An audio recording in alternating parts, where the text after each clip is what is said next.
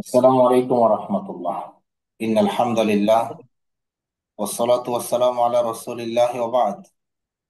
সম্মানিত দর্শক মণ্ডলী, যে যেখান থেকে দেখছেন, আল আমরাইন ইনস্টিটিউট কর্তৃক আয়োজিত প্রত্যেক দিনের প্রোগ্রাম বরকতময় রমাদান, প্রত্যেক দিন মূল্যবান, এই শিরোনামে প্রতিদিন দাওয়ামূলক প্রোগ্রাম চলছে। আজকের সম্মানিত আলোচক আপনারা দেখতে পাচ্ছেন, শেখ আবু রুফাইদা রফিক হাফিজাহুল্লাহ। তিনি আজকের পর্বের সম্মানিত মেহমান। তিনি আলোচনা করবেন সিরাতুর রসুল সাল্লাল্লাহু আলাইহি ওয়াসাল্লাম, আল্লাহ নবী সাল্লাল্লাহু আলাইহি সাল্লামের জীবনী বিষয়ক জীবনী নীতি তিনি কথা বলবেন। উল্লেখিত বিষয়ের উপরে এক বিশুদ্ধ ও তথ্যবহুল বক্তব্য রাখার জন্য আজকের আগত সম্মানিত শেখকে আমি সবিনয় অনুরোধ জানাচ্ছি। শেখ, আপনি আপনার বিষয়টি আমাদের মাঝে তুলে ধরুন। ফালিয়াতাফাদ্দাল মাশকুরা। شكرا جزاك الله خيرا. الحمد لله. الحمد لله رب العالمين، والصلاة والسلام على أشرف الأنبياء والمرسلين وعلى آله وأصحابه أجمعين.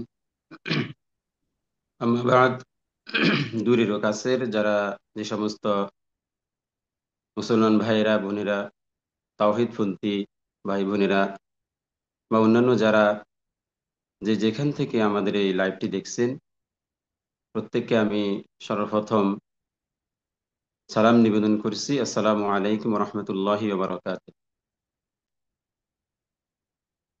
আমরা আল্লাহ তাআলার শুকরিয়া জ্ঞাপন করছি যে মহান রবের দয়ায় মেহেরবানিতে আমরা পবিত্র মাহে রমজানের আজকে 11তম সওম পালন করছি।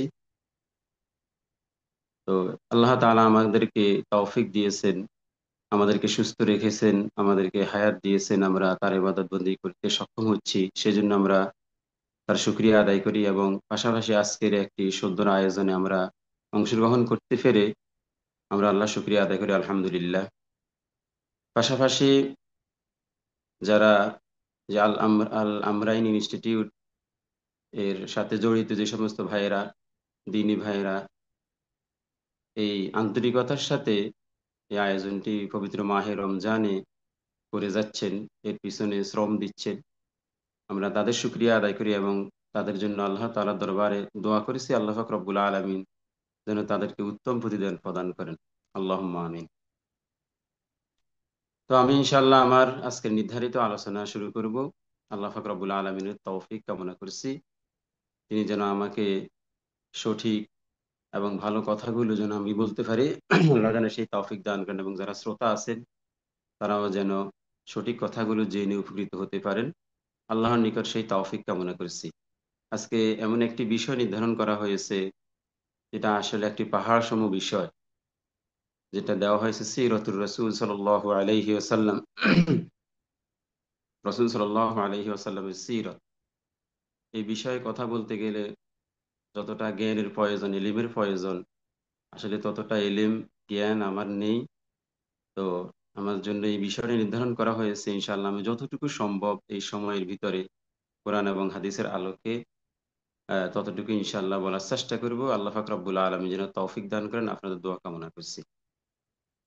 সিরাত শব্দটি আরবি ভাষার শব্দ, আমরা সবাই জানি যে এটা হচ্ছে এক বচনের শব্দ, ওয়াহিদ। এর জামা বা বহু বচন হচ্ছে সিয়ার, সিন ইয়া র গোলতা সিরহ। সিরা শব্দের শাব্দিক অর্থ হচ্ছে স্বভাব, চরিত্র,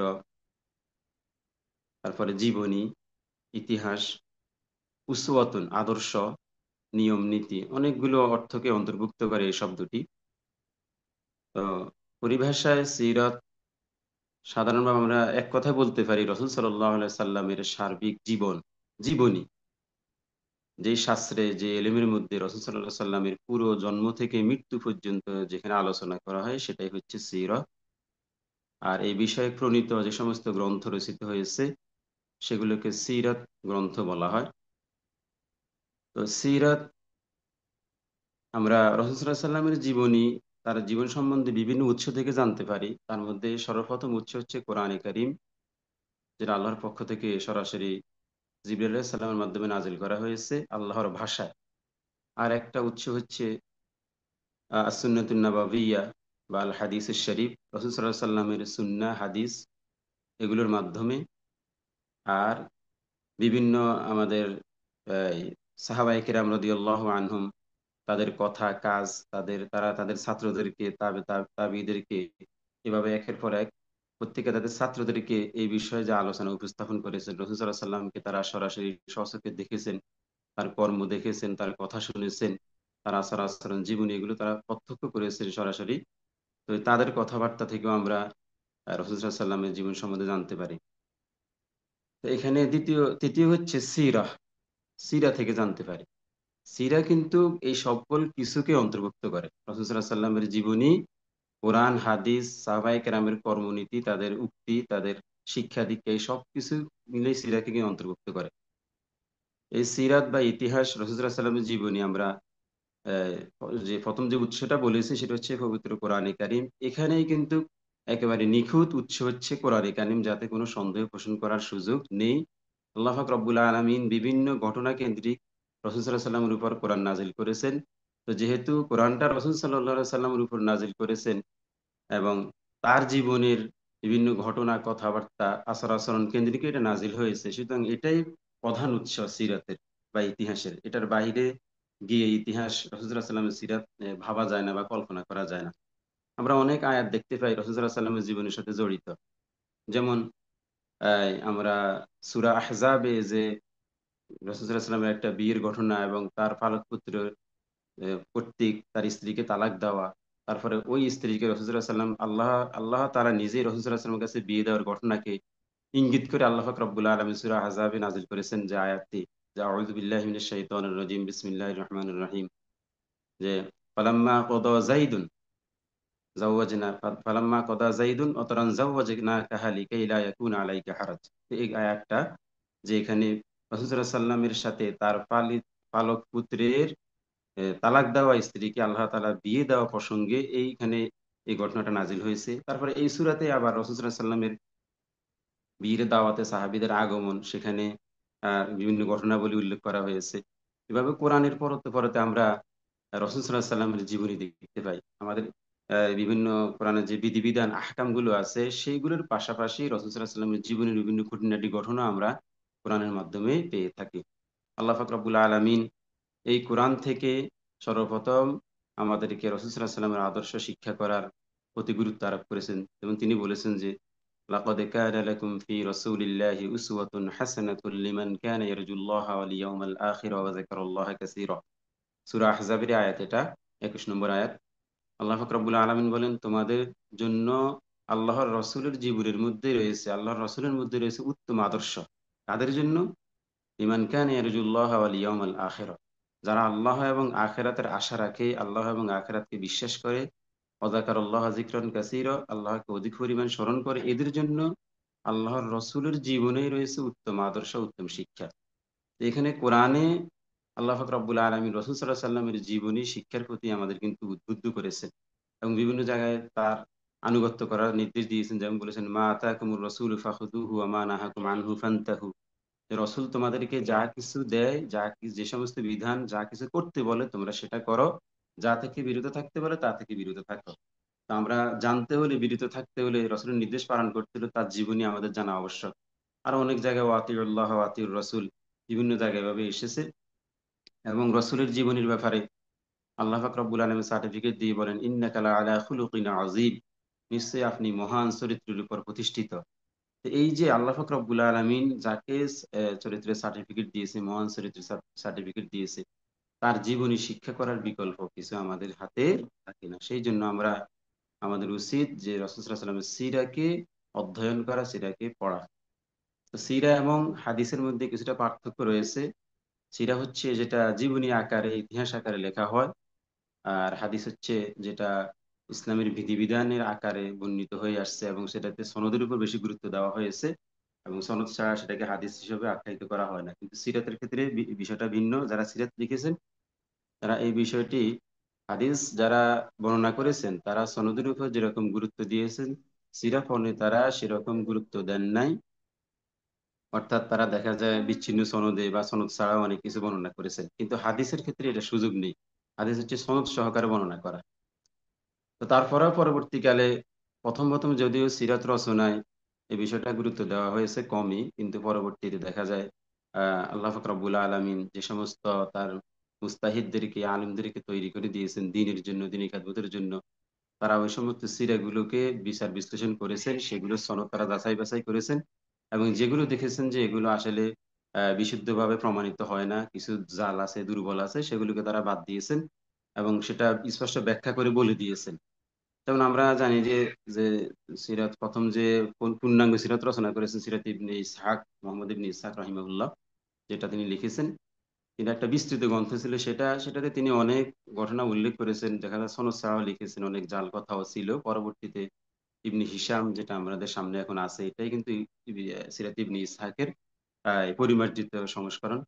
তিনি এটাকে, এটা থেকে বাড়তি কথাগুলো বাদ দিয়েছেন এবং যেগুলো সনদবিহীন বা দুর্বল জাল কথা ছিল সেগুলোকে বাদ দিয়ে এটাকে সংক্ষিপ্ত করে মোটামুটি একটা সংক্ষিপ্ত আকার দিয়েছেন। তো এটাই আমাদের হাতে আছে, যেটা আমরা সিরাতে ইবনে হিশাম বলি। এইভাবে মূলত সিরাত গ্রন্থ উৎপত্তি লাভ করে, ক্রমবিকাশ লাভ করে, এবং পরবর্তীতে যারা সিরাত গ্রন্থ লিখেছেন সবাই কিন্তু সিরাত ইবনে হিশামের উপর কিন্তু নির্ভর করেছেন। পরবর্তীতে যে সিরাত গ্রন্থ লিখেছেন প্রত্যেকের কিন্তু এটার দিকে একটা ঘুরে ফিরে এখানে আসতে হয়েছে, এখান থেকে তারা তথ্য নিয়েছেন। আর সিরাতে ইবনে ইসহাক যিনি লিখেছেন, মোহাম্মদ ইবনে ইসহাক, তিনি তথ্য নিয়েছিলেন তৎকালীন তাবেঈদের থেকে, সাহাবীদের, যেমন উরওয়া ইবনে জুবাইর রাহিমাহুল্লাহ, তারপরে মোহাম্মদ ইবনে শিহাব জুহরি, এদের থেকে তিনি, ওয়াহাব ইবনে মুনাব্বিহ, এদের থেকে তথ্য নিয়ে তিনি সিরাত লিখেছিলেন। আর ওনার গ্রন্থ থেকে পরবর্তীতে সিরাত ইবনে হিশাম রচিত হয় এবং তার থেকে সবাই আহ, ইয়ে নিয়েছিলেন, তথ্য নিয়েছিলেন। এইভাবে যুগে যুগে অসংখ্য সিরাত গ্রন্থ রচিত হয়েছে, যা আসলে সংখ্যা গণনা করাও সম্ভব না, এমন সিরাত রচিত হয়েছে রাসূল সাল্লাল্লাহু আলাইহি ওয়াসাল্লামের জীবনী নিয়ে। এর মধ্যে ভালো মন্দ ছিল, যেমন মুসলমানরা যেমন সিরাত গ্রন্থ রচনা করেছে, অমুসলিমরাও সিরাত গ্রন্থ রচনা করেছে। আর তাদের বেশিরভাগই রচনা করেছে মুহাম্মদ সাল্লাল্লাহু আলাইহি সাল্লামের বিরুদ্ধে, বিভিন্ন আপত্তি উত্থাপনের জন্য, তার বদনাম রটনা করার জন্য, এবং কিভাবে তার চরিত্রের মধ্যে কালিমা লেপন করা যায় সেটার জন্য তারা সিরাত গ্রন্থ রচনা করেছেন। এর মধ্যে উইলিয়াম মুর একজন ছিল, যে একটা গ্রন্থ রচনা করেছে রাসূলের জীবনী নিয়ে, সেখানে অনেক কথা, উল্টাপাল্টা কথা বলেছেন তিনি। তো যাই হোক, মুসলমানরা আবার সেটা জবাবও দিয়েছেন। তো মুসলমানরা অনেক গ্রন্থ রচনা করেছেন, ভারতীয় উপমহাদেশে অনেক সিরাত গ্রন্থ রচনা করেছেন, আমরা জানি। আর বাংলা ভাষায়ও আলহামদুলিল্লাহ অনেক সিরাত গ্রন্থ রচিত হয়েছে, যেমন মুস্তফা শরীফ, তারপরে বিশ্ব নবী, এরকম গ্রন্থ রচিত হয়েছে। হাল আমলে অনেক গ্রন্থ রচিত হয়েছে, যেমন আমরা দেখছি যে ডক্টর আসাদুল্লাহ গালেবের একটা সিরাতুর রাসূল, তিনি বিশুদ্ধভাবে এটা ব্যাখ্যা বিশ্লেষণ করে লিখেছেন। তারপরে আমাদের সামনে তো এখন অনুদিত গ্রন্থ আছে, যেমন আর রাহিকুল মাখতুম, যেটা একটা বিখ্যাত গ্রন্থ, আহ, যেটাকে আমাদের বর্তমানে বিশ্বে একটা গ্রহণযোগ্য গ্রন্থ হিসেবে গ্রহণ করা হয়েছে। আমাদের বাংলাদেশেও এটা ব্যাপকভাবে পাঠ পাঠ করা হচ্ছে বিভিন্ন, আহ, বা অনেকের ঘরে এই গ্রন্থটি রয়েছে। তো যাই হোক, আমরা রাসূলুল্লাহ সাল্লামের সিরাত পড়ার চেষ্টা করব, এটা আমাদের জন্য অত্যন্ত গুরুত্বপূর্ণ। এবং অন্যান্য জীবনী গ্রন্থ থেকে রাসূলুল্লাহ সাল্লামের জীবনী গ্রন্থের একটা বিশেষ বৈশিষ্ট্য হচ্ছে এখানে বিশুদ্ধভাবে প্রমাণিত হয়েছে। দ্বিতীয় হচ্ছে রাসূলুল্লাহ সাল্লামের জীবনী, এটা বিশ্ব মানবতার মহান দূত, যাকে আল্লাহ পাক রব্বুল আলামিন সর্বশেষ রসূল করে পাঠিয়েছেন, তার উপর এটা, এটা তার জীবনী, সুতরাং এটা আলাদা বৈশিষ্ট্য ধারণ করে। রাসূল সাল্লাল্লাহু আলাইহি ওয়াসাল্লামের জীবনীর জন্য আমাদের জানা প্রয়োজন। তিনি এমন একজন মহামানব ছিলেন, যার আহ, যার আদর্শ ছাড়া আসলে পৃথিবী টিকে থাকা সম্ভব নয়। আমরা এই জন্য দেখি যে রাসূল সাল্লাল্লাহু আলাইহি ওয়াসাল্লামের যে আদর্শ পৃথিবীতে তিনি রেখে গেছেন, বর্তমানে শুধু মুসলমানরাই নয়, অমুসলিমরাও সে আদর্শ যদি গ্রহণ করে, তারা একটি সুন্দর সমাজ উপহার দিতে পারেন। রাসূল সাল্লাল্লাহু আলাইহি ওয়াসাল্লাম এমন এক ব্যক্তি ছিলেন যার চরিত্র ছিল নিখুঁত, যার চরিত্র ছিল নির্মল, যাকে কাফেরেরা যখন তার উপরে ওহী নাজিল হয় তখন বিভিন্ন তোহমত তাকে দিয়েছিলেন। যেমন তিনি জাদুকর ছিল, মিথ্যাবাদী বলতো, তাকে পাগল বলতো, অনেক কথাই বলতো, কিন্তু কেউ কখনো মুহাম্মদ সাল্লাল্লাহু আলাইহি সাল্লামকে এই কথা বলে নাই যে তার চরিত্রের বিপরীতে যা খারাপ, খারাপ চরিত্র নির্দেশ করে এমন কোনো কথা কেউ কখনো বলতে পারে নাই। তাকে পাগল বলছে, তাকে জাদুকর বলছে, গণক বলছে, এগুলো বলছে। কিন্তু এই কথা কেউ বলতে পারে না যে মোহাম্মদ তুমি বিশ্বাসঘাতক সাল্লাল্লাহু আলাইহি সাল্লাম, এই কথা কেউ বলতে পারে না। মোহাম্মদ তুমি অমুক দিন চুরি করেছো, এই কথা কেউ বলতে পারে না। অমুক দিন তুমি আমার সাথে মিথ্যা কথা বলেছো, প্রতারণা করেছো, এই কথা কেউ বলতে পারে নাই। বা কোনো অশ্লীল কাজে জড়িত হয়েছে, এই কথা কেউ কখনো মোহাম্মদ সাল্লাহ সাল্লামকে বলতে পারে নাই। তো এরকম এমন চরিত্রবান মানুষ যে শত্রু তার বিরুদ্ধে কোনো চারিত্রিক কোনো মানে বদনাম করতে পারে নাই, সেই ব্যক্তির জীবনী আমাদের অধ্যয়ন জরুরি। আসলে এটা একটা ব্যাপক বিস্তৃত, অল্প সময় এটা, যেমন আমরা আমাদের মাথায় ওটা ধারণ করতে পারি না, আমাদের জেহানেও পুরো জীবনী তার ধারণ করা সম্ভব নয়, তেমনি ভাবে এক বসায় এই জীবনী নিয়ে আলোচনা করাও আসলে আমাদের পক্ষে সম্ভব নয়। তবু আমরা যতটুকু আমাদের পক্ষে সম্ভব হয় ইনশাআল্লাহ আমরা রাসূল সাল্লাল্লাহু আলাইহি সাল্লামের জীবনী থেকে কিছু জানার চেষ্টা করব। তো মুহাম্মদ সাল্লাল্লাহু আলাইহি সাল্লাম, আমরা জানি তিনি জন্মগ্রহণ করেছেন পবিত্র আরবের মক্কা নগরীতে। তার জন্মসাল 570 বলা হলে মূলত সেটা ছিল 571 হিজরি, 71 খ্রিস্টাব্দ। আহ, 71 খ্রিস্টাব্দের 22শে এপ্রিল রাসূল সাল্লাল্লাহু আলাইহি সাল্লাম জন্মগ্রহণ করেছিলেন। এবং সেটা ছিল আরবি মাসের রবিউল আউয়াল মাস। রবিউল আউয়াল মাস হলেও এখানে আসলে আমরা তারিখটা নিয়ে আমাদের আহ, যেটা প্রচলিত আছে আর কি, 12ই রবিউল আউয়াল। তবে এটা আসলে তেমন একটা গ্রহণযোগ্য মত নয়। কারণ রাসূল সাল্লাল্লাহু আলাইহি সাল্লামের জীবনীকাররা যতটুকু বিশ্লেষণ করেছেন তার তারিখ নিয়ে, সেটা হয় দুই রবিউল আউয়াল মাসের 2 তারিখ, অথবা সেটা 9 তারিখ হতে পারে সোমবার হিসেব করলে। যেহেতু রাসূল সাল্লাল্লাহু আলাইহি সাল্লামের জন্ম মৃত্যু উভয় সোমবার, এটা বিশুদ্ধ হাদিসে রয়েছে। যেমন রাসূল সাল্লাল্লাহু আলাইহি সাল্লাম সোমবারে রোজা রাখতেন, সিয়াম পালন করতেন। সাহাবায়ে কেরাম রাদিয়াল্লাহু আনহুম জিজ্ঞেস করলে তিনি বলতেন যে এই দিন আমি জন্মগ্রহণ করেছি, এই জন্য আমি এই দিন সওম পালন করি। তো সেই হিসাবে যেহেতু সোমবার জন্মগ্রহণ করাটা শিওর নিশ্চিত, জীবনীকাররা গণ তারা দেখা যায় তারা বিশ্লেষণ করে দেখছেন যে সোমবার 12ই রবিউল আউয়াল হয় না, আসলে সোমবার হয় 9ই রবিউল আউয়াল। তো যাই হোক, এখানে এই কথাটা শিওর যে সোমবার এবং মাসটা ছিল রবিউল আউয়াল। আর সেটা ছিল হস্তি বছর, যে বছর আহ কাবা শরীফ ভাঙ্গার জন্য আব্রাহার হস্তি বাহিনী এসেছিল। ওই বছরেই রাসূল সাল্লাল্লাহু আলাইহি ওয়াসাল্লাম জন্মগ্রহণ করেন এবং ওই ঘটনার 50 দিন পরে তিনি জন্মগ্রহণ করেছিলেন। এই কথাটা সত্য। তার জন্মদিন আসলে তারিখটা আমাদের এটা আমাদের এতটা প্রয়োজনীয় বিষয় থাকলে এটা নিয়ে সাহাবায়ে কেরাম রাদিয়াল্লাহু আনহুম কথা বলতেন, তারাও বাইর করতে চাইতেন, কিন্তু তারাও এটা নিয়ে চুপ ছিলেন। তারা মূলত এতটুকু জানতেন যে সোমবারে রাসূল সাল্লাল্লাহু আলাইহি ওয়াসাল্লাম জন্মগ্রহণ করেছেন, রাসূল এই তারিখটা জানিয়েছেন। আর এখানে একটা হিকমত হইতে পারে, আল্লাহ পাক রব্বুল আলামিন তার জন্ম তারিখ আমাদের সামনে পরিপূর্ণ রূপে স্পষ্টভাবে আমাদেরকে এই ইলম দেন নাই। হয়তো এটা হতে পারে যে এটা নিয়ে অনেক বিদআতের উৎপত্তি হতে পারে, যে এই দিবসটা পালন করা, এই দিবসে বিভিন্ন আয়োজন করা, এরকম হতে পারে যেই আশঙ্কা আহ আমরা ধারণা করছি আর কি, যে যে হিকমতের কারণে এখন সেটাই দেখা যায় আসলে হয়ে আসছে, যে 12ই রবিউল আউয়াল একটা তারিখ নির্ধারণ করে সেটাকে পালন করা হচ্ছে। যদিও এই পালনটা আসলে সম্পূর্ণ সুন্নাহ বিরোধী। কারণ রাসূলুল্লাহ সাল্লামের মৃত্যুর পরে সাহাবায়ে কেরাম রাদিয়াল্লাহু আনহুম কখনো রাসূলুল্লাহ সাল্লামের জন্ম মৃত্যু এগুলো পালন করেছেন বলে আমাদের, বা কোনো মুহাদ্দিস বা কোনো ইমাম, কোনো মুফাসসির, তাবে কেউ এ ধরনের কোনো কথা উল্লেখ করেন নাই। সুতরাং এই দিবসটা পালন করা আমাদের উচিত না এবং এটা বিদআত হিসেবে পরিগণিত হবে। তো যে হিকমত ছিল যে যেন এই দিবসটা নিয়ে বাড়াবাড়ি নয়, সেটাই হচ্ছে আর কি। আমরা এটা জানলাম যে রাসূল সাল্লাল্লাহু আলাইহি সাল্লাম জন্মগ্রহণ করেন 571 খ্রিস্টাব্দের 22শে এপ্রিল সোমবার, যেটা হস্তি বছর রবিউল আউয়াল মাসে সংঘটিত হয়েছিল। রাসূল সাল্লাল্লাহু আলাইহি ওয়াসাল্লাম পৃথিবীতে আগমন করেন। আহ, তো তিনি আগমনের সময়ের যে বিষয়টা আছে, সেখানে অনেক কথাবার্তা বলা হয়, যেমন এখানে জাল কথাও আছে, আবার শুদ্ধ কিছু কথাও আছে। যেমন রাসূল সাল্লাল্লাহু আলাইহি ওয়াসাল্লামের জন্মের সময় বিবি আসিয়া আসা, বা আরো জান্নাত থেকে নারীরা এসে তার দাত্রীর দায়িত্ব পালন করা, এগুলো আসলে বিভিন্ন কথাবার্তায় ওয়াজ নসিহতে বলা হলে বিষয়গুলো আসলে বিশুদ্ধভাবে প্রমাণিত নয়। তো একটা কথা আছে মোটামুটি হাদিস শরীফে গ্রহণযোগ্য, সেটা হচ্ছে আহ, মা আমিনার থেকে একটা আলো বের হয়ে সেটা শামের আহ, রাজপ্রাসাদ পর্যন্ত চলে গিয়েছিল, এরকম একটা কথা বর্ণিত আছে। যাই হোক, আল্লাহু আলাম, এইসব বিষয় আসলে আমাদের বিবেচ্য নয়। আমাদের বিবেচ্য হচ্ছে মোহাম্মদ সাল্লাহ সাল্লামের আদর্শ, তার জীবনী জানা, সেটা হলো বড়। তার জন্ম তারিখ, তার জন্মের সময় কি অলৌকিক ঘটনা ঘটেছিল, হ্যাঁ, এগুলো যেহেতু বিশুদ্ধ সনদে প্রমাণিত মানে কিছু মানে বিশুদ্ধ নয়, সেই হিসাবে আমাদের এটা নিয়ে অতটা আলোচনা বা এই বিষয় নিয়ে আমাদের পড়ে থাকার কোনো প্রয়োজনীয়তা নেই। আমাদের বিষয় হচ্ছে তার জন্মের পর থেকে শুরু করে মৃত্যু পর্যন্ত ঘটনাবলী। মোহাম্মদ সাল্লাহ সাল্লাম জন্মগ্রহণ করেছেন এতিম হিসেবে, আমরা সবাই জানি। তার পিতা আব্দুল্লাহ, তিনি যখন তার মায়ের গর্ভে ছিলেন তখন মৃত্যুবরণ করেন, আর এটা ছিল নবুয়তের একটা আলামত যে তিনি পিতৃহীন অবস্থায় দুনিয়াতে আসবেন। তো মায়ের গর্ভ থেকে জন্মগ্রহণ করার পরে তিনি আহ, মায়ের দুধও পান করতে পারেন নাই। তাকে দুধ পান করার জন্য আমরা জানি প্রথমে আবুল আহাবের যে দাসী সুয়াইবিয়া, তাকে দিয়ে দুধ পান করানো হয়। এরপরে মক্কার রীতি অনুযায়ী, আরবের রীতি অনুযায়ী, যে সেই সময় একটা রীতি ছিল, যারা নবজাতক শিশু আছে তাদেরকে শহরের পরিবেশ থেকে শহরের বাইরে গ্রাম্য পরিবেশেরই লালন পালন করলে তাদের যে শারীরিক বৃদ্ধি, তাদের ভাষাগত সার্বিক দিক থেকে সুস্থতা সহ সকল বিষয়ে তারা তাদের বৃদ্ধি লাভ করবে, উন্নতি লাভ করবে। এই জন্য তাদেরকে দেখা যায় আহ, গ্রামের পরিবেশে পাঠিয়ে দেওয়া হতো দুধ পান করানোর জন্য।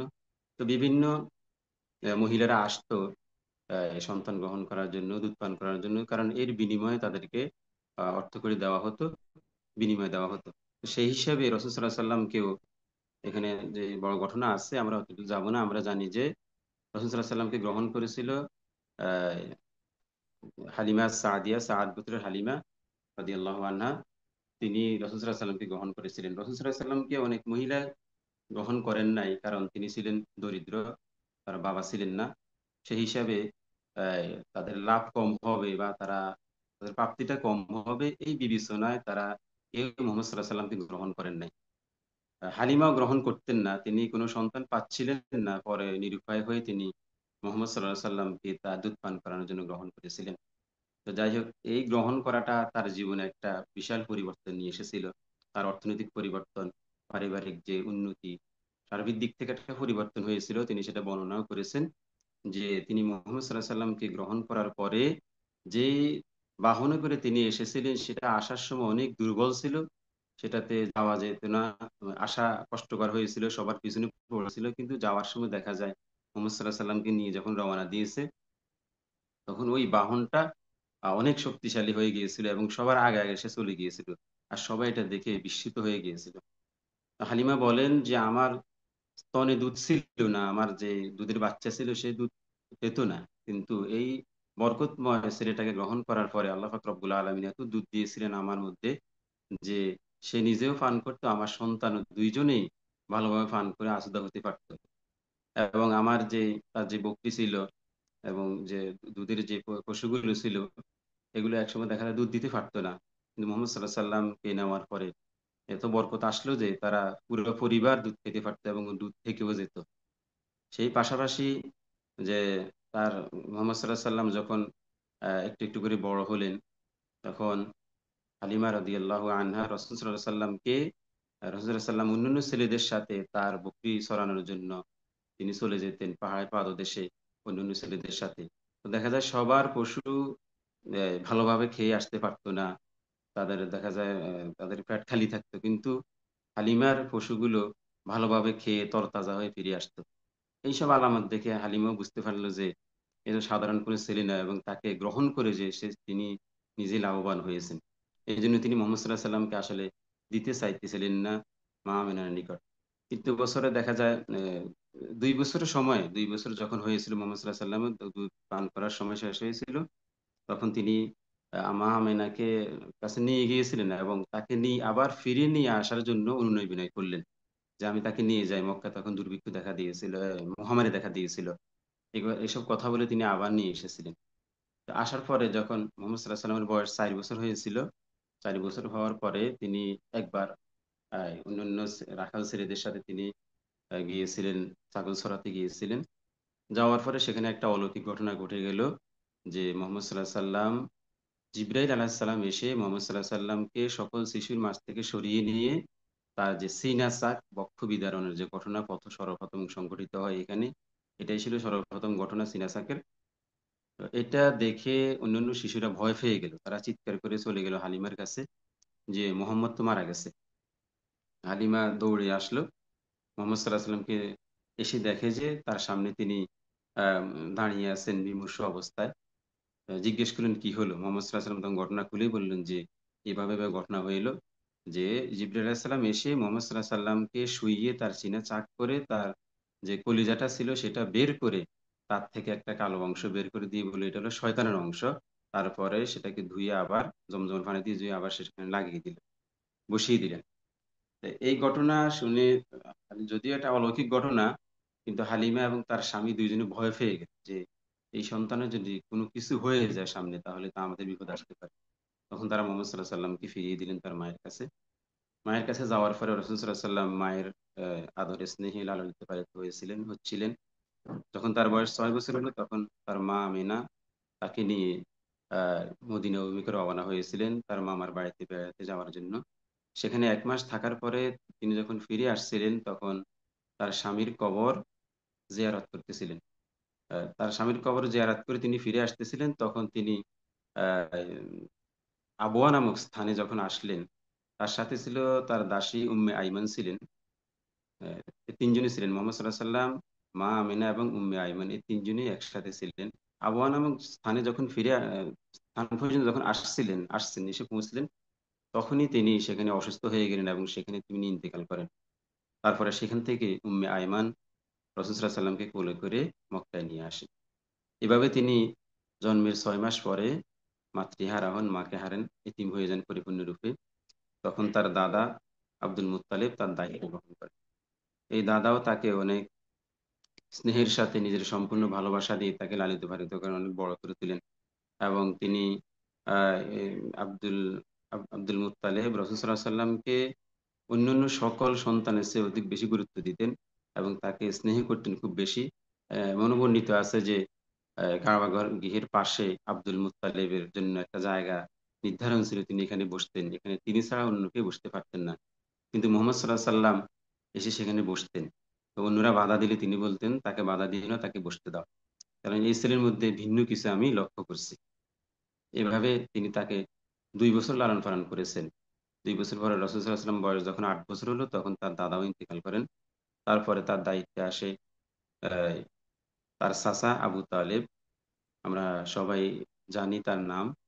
আমাদের ইসলামের ইতিহাসে যদিও তিনি মুসলিম হিসেবে মৃত্যুবরণ করার সৌভাগ্য লাভ করেন নাই, কিন্তু মুসলমানদের মনে, সারা বিশ্বের মুসলমানদের মনে এবং মুসলিম ইতিহাসে তার নামটা কিন্তু অত্যন্ত বিখ্যাত একটি নাম। এর কারণ হচ্ছে তিনি রাসূল সাল্লাল্লাহু আলাইহি সাল্লামকে জীবনের শেষ দিন পর্যন্ত আগলে রেখেছিলেন ভালোবাসা দিয়ে, স্নেহ দিয়ে। তো এই চাচার দায়িত্বে আসেন মোহাম্মদ সাল্লাল্লাহু আলাইহি সাল্লাম। তিনি চাচার স্নেহে লালিত পালিত হচ্ছিলেন এবং এই চাচার সাথে তিনি ব্যবসা বাণিজ্যে অংশগ্রহণ করেছেন। এবং কি একবার তিনি তার বয়স যখন 12 বছর হয় তখন তিনি এই চাচার সাথে শাম বা সিরিয়ায় ব্যবসায়ের উদ্দেশ্যে রওনা দিয়েছিলেন। কিন্তু পথিমধ্যে একজন খ্রিস্টান পাদ্রীর সতর্কতার কারণে তার চাচা তাকে মক্কায় পাঠিয়ে দেয়।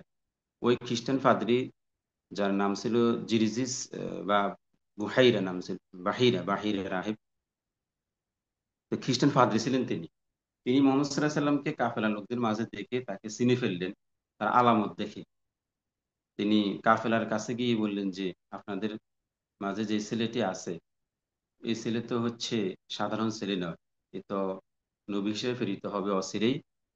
তখন আবু তালিব সহ তাকে জিজ্ঞেস করলো যে কিভাবে তুমি বুঝলে? তখন সে বলল যে সে যখন তোমাদের সাথে আসছিল তখন আমি এখানকার বৃক্ষ, পাথর, গাছপালা যা আছে সব কিছুকে আমি দেখলাম তার জন্য সেজদা অবনত হয়েছে।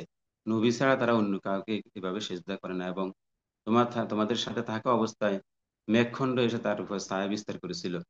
এগুলো দেখে আমি তাকে চিনতে পারলাম এবং তার যে পিঠুর এই পাশে বাম পাশে যে একটা নবুয়তের চিহ্ন আছে, মহরে নবুয়ত, এটা দেখে আমি তাকে চিনলাম, সেই নবী হিসাবে প্রেরিত হবে অচিরেই। তো তুমি তাকে সিরিয়ায় নিও না, কারণ ইহুদিরা দেখলে তাকে হত্যা করবে। এই কথা বলে আহ রাহেব যখন সতর্ক করলো আবু তালেবকে, আবু তালেব কিছু দাসের সাথে মোহাম্মদ সাল্লাহ সাল্লামকে আবার মক্কায় পাঠিয়ে দিল। তো এইভাবে দেখা যায় তার নবুয়তের বিষয়টাও ছোট বয়সে, কিশোর বয়সে স্পষ্ট হয়ে উঠলো। মোহাম্মদ সাল্লাহ সাল্লাম এভাবেই ছোটবেলায় লালিত পালিত হচ্ছিলেন। আর ছোট বয়সে তার আরো কিছু নবুয়তের কিছু আলামত লক্ষ্য করা যায়, যেমন আল্লাহ পাক রব্বুল আলামিন সব ধরনের পাপাচার থেকে, যে একটা সমাজে তিনি জন্মগ্রহণ করেছিলেন, জাহিরি সমাজে, ওই সমাজে একটা পিতা মাতাহীন, আমরা জানি পিতা মাতাহীন সন্তানেরা দেখা যায় এরা একটু খারাপ হয়ে যায় বেশি, কারণ তাদের প্রতি, তাদেরকে দেখাশোনা, তাদেরকে ভালো পথে রাখা, শিক্ষা দীক্ষা দেওয়ার লোক থাকে না। কিন্তু মোহাম্মদ সাল্লাহ সাল্লাম বিষয়টা ব্যতিক্রম। একটা জাহিলি সমাজে মাতা পিতা ছাড়াও তিনি বড় হয়েছেন আস্তে আস্তে, কিন্তু তার ছোট বয়সে, যেই বয়সে সাধারণ ছেলেরা খারাপ কাজে লিপ্ত হয়ে যায়, তিনি কোনো ধরনের খারাপ কাজে লিপ্ত হন নাই। এমনকি কাবা নির্মাণের সময়, পুনর্নির্মাণের সময় রাসূল সাল্লাল্লাহু আলাইহি সাল্লাম যখন পাথর নিয়ে যাচ্ছিলেন, তখন তার চাচা, সম্ভবত আব্বাস রাদিয়াল্লাহু আনহু, তার কষ্ট হয় দেখে তিনি ছোট ছিলেন, এই জন্য তার পরনের লুঙ্গিটা খুলে তার মাথায় দিতে বলেছিলেন। তো যেই না লুঙ্গিটা খুলতে গিয়েছিলেন, তখনই তিনি বেহুশ হয়ে পড়ে গেলেন। তা আবার যখন তার লুঙ্গিটা পরিয়ে দেওয়া হলো, তিনি আবার তার হুঁশ ফিরে আসলেন।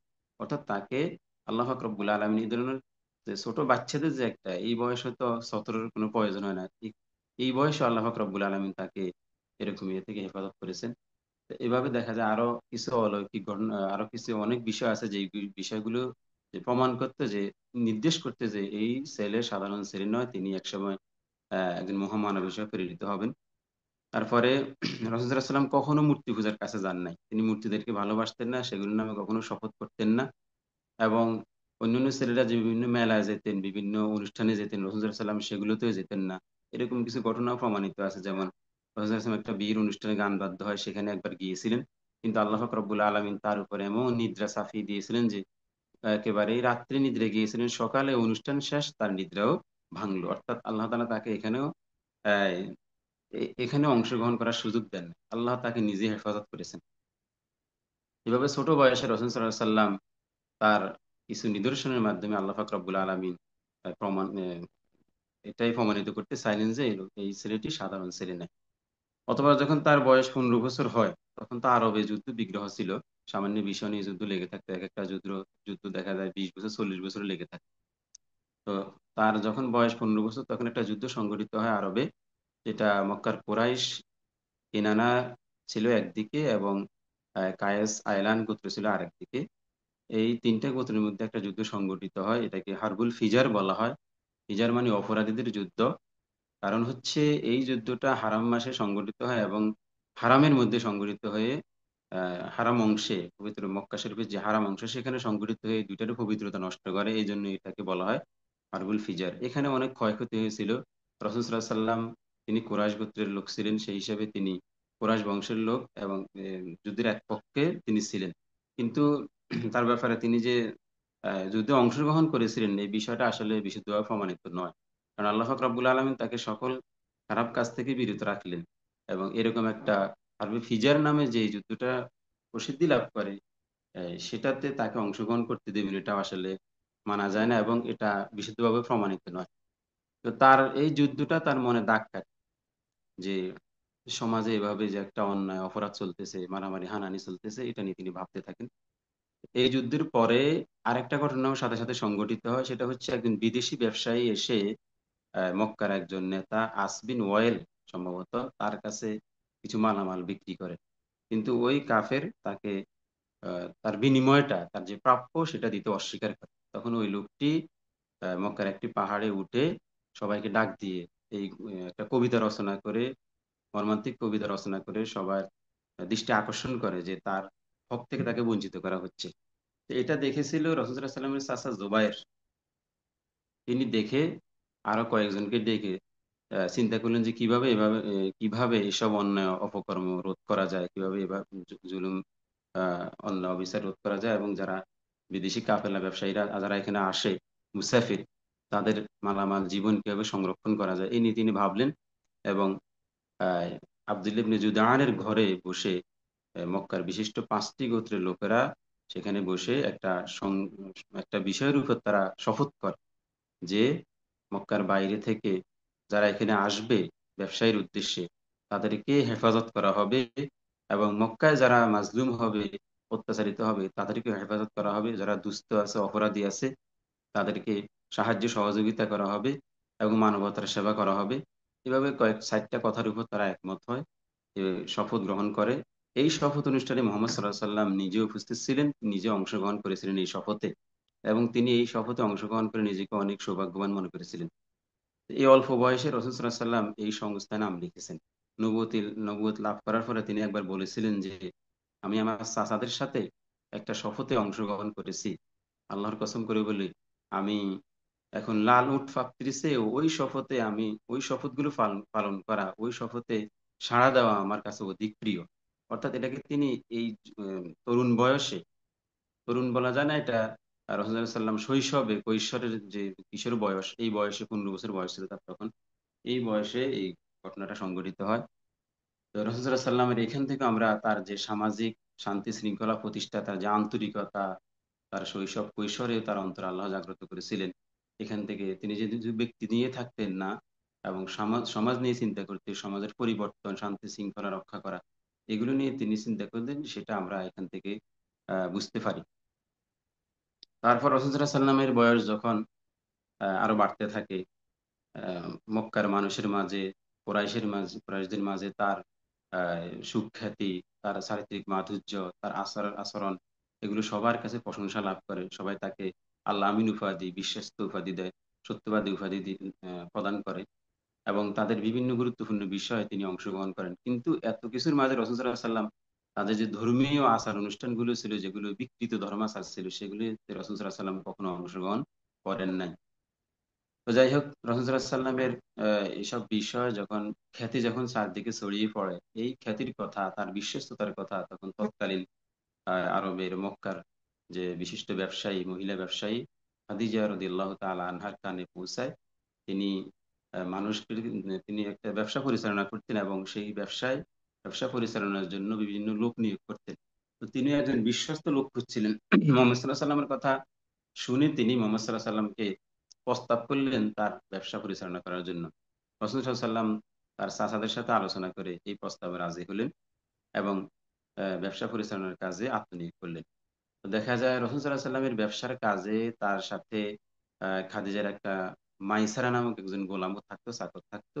সে রাসূল সাল্লাল্লাহু আলাইহি ওয়াসাল্লামের সুন্দর আচার, ব্যবসায়িক কাজকর্মে তার আচার ব্যবহার, চারিত্রিক মাধুর্য, এগুলো লক্ষ্য করেন এবং কোন কোন বর্ণনায় আছে তিনি নবুয়তের কিছু আলামতও সেখানে লক্ষ্য করেছিলেন, যে যখন ব্যবসার জন্য সিরিয়া গিয়েছিলেন খাদিজা রাদিয়াল্লাহু আনহার ব্যবসার কাজে, তখন সেখানেও একজন খ্রিস্টান পাদ্রী তাকে দেখে চিনতে পেরেছিলেন। এরকম আরো অনেক কিছু লক্ষ্য করে মাইসারা যখন খাদিজা রাদিয়াল্লাহু আনহার কাছে তার ব্যাপারে ভালো মন্তব্য করলেন, তার চরিত্রের কথা তুলে ধরলেন, তখন খাদিজা রাদিয়াল্লাহু তাআলা আনহা রাসূল সাল্লাল্লাহু আলাইহি ওয়াসাল্লামের প্রতি দুর্বল হয়ে পড়েন এবং তাকে বিয়ে করার মনস্থির করেন এবং তার স্বীয় বান্ধবী নাফিসা এর মাধ্যমে রাসূল সাল্লাল্লাহু আলাইহি ওয়াসাল্লামকে বিয়ের প্রস্তাব প্রদান করেন। তো রাসূল সাল্লাল্লাহু আলাইহি ওয়াসাল্লাম এখানেও তার চাচা আবু তালেব সহ অন্যদের সাথে আলাপ আলোচনা করে এই বিয়েতে রাজি হয়ে যান। যাই হোক, তাদের বিবাহ সংগঠিত হয় আল্লাহ পাক রব্বুল আলামিনের ইচ্ছাতেই। তো এটাই ছিল রাসূলুল্লাহ সাল্লামের বিবাহ প্রথম, এবং এই বিবাহের সময় রাসূলুল্লাহ সাল্লামের বয়স ছিল 25 বছর, আর খাদিজা রাদিয়াল্লাহু আনহা এর বয়স ছিল 40 বছর। যদি এটা নিয়ে কিছু মতভেদ রয়েছে, তবে এটাই প্রসিদ্ধ। তবে এই কথা সঠিক যে রাসূলুল্লাহ সাল্লামের চেয়ে খাদিজা রাদিয়াল্লাহু আনহা এর বয়স বেশি ছিল, কারণ তখন খাদিজা রাদিয়াল্লাহু আনহার কয়েকজন সন্তান ছিল, এর আগে তার দুইটা বিবাহ হয়েছিল। তো সেই হিসাবে এটা অনুমান করাই যায় যে খাদিজা